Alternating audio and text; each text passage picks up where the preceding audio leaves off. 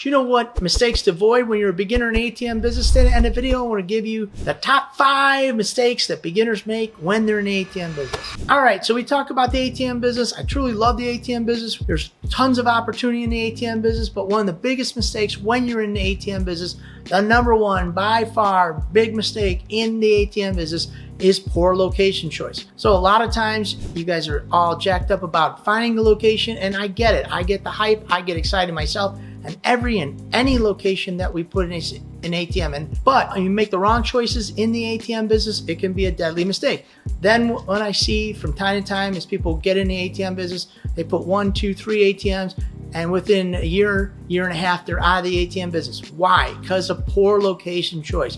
They place an ATM into a location just because somebody said yes, not because it's a good choice, not because there's high value, not because there's a need. Always remember, there has to be a need for the ATM. Do they need a cash solution because they don't take credit cards? Or are they looking for a reason to take cash because they need cash for another reason? What are those reasons? Please don't put an ATM unless you have a solution for the problem, and the problem is they need cash.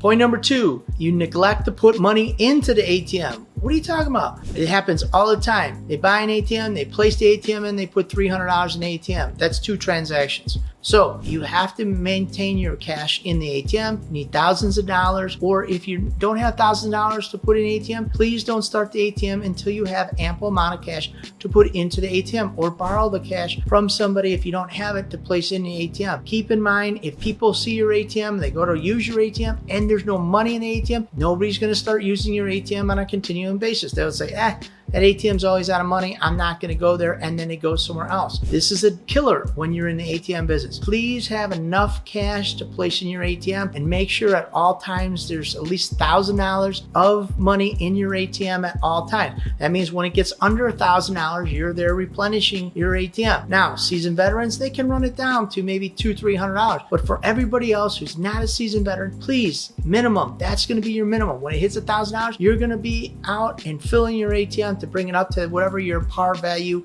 Par value is where we keep the threshold in your ATM. If that's 2,000, 3,000, 10,000, whatever that number is, make sure you're bringing it up to that number so you do not run out of cash. And that is also killer, especially when you're starting out in the ATM business. So if you're thinking about starting your own profitable ATM business, I want to invite you to our free checklist entitled ATM Business Passive Income Checklist. The 5 things you need to know to start your profitable ATM business, so you can have a cleared roadmap towards ATM business success. You can earn between $250 and $1,500 of passive income every single month. All right, let's get back to the video.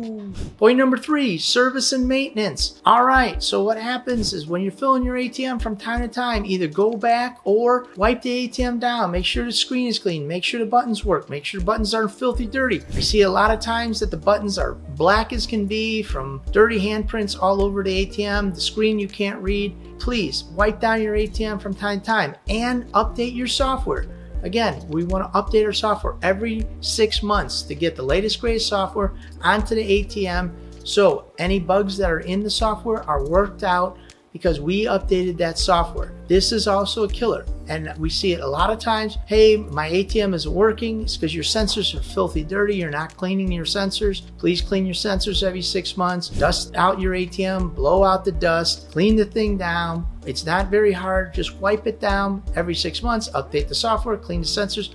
It'll save you a ton of time in service and going back to the location, especially if you're out with your friends, Friday night, somebody calls and things going down. This is a call you don't want. Do it on your time, not the ATM's time. Point number 4, security. Look, when you're putting an ATM, I see it from time to time in the chat groups, and people are talking all the time. Do I bolt my ATM down? The owner doesn't want us to bolt it down. Do I go into the location? Where do I place my ATM? These are all security measures. Start looking around. If the owner doesn't want you to bolt it down, then you know what? For me, that's a deal breaker. We just walk, because the ATM is thousands of dollars, and it has thousands of dollars. I don't need to lose that ATM because I made a poor decision and not bolting the ATM down.